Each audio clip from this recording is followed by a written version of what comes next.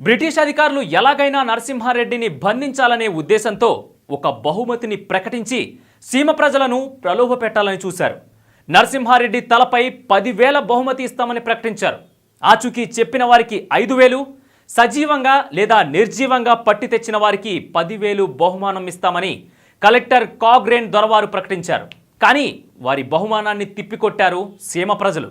కర్నూలు తుంగభద్ర తీరం వద్ద ఉన్న బ్రిటిష్ ప్రభుత్వ తాలూకు కార్యాలయంలో కడప కలెక్టర్ కాగ్రేన్ అధ్యక్షతన వాట్సన్ స్థానంలో నియమితుడైన కెప్టెన్ నార్జన్, Kurnool captain Russell, military commanding officer Joseph, governor agent Daniel సమావేశమయ్యారు. నరసింహారెడ్డిని ఒక్కడిని చేసి పట్టుకోవాలని అతని తలపై 10,000 బహుమతి ప్రకటించి ప్రజల్ని ప్రలోభ పెట్టాలని చూశారు.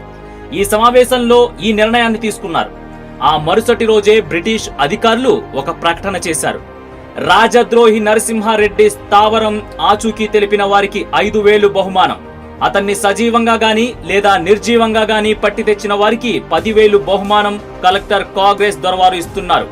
వీలైన వారు నరసింహారెడ్డిని పట్టించి బహుమానం అందుకోండు హో అంటూ డప్పేసి మరీ చాటింపు వేశారు.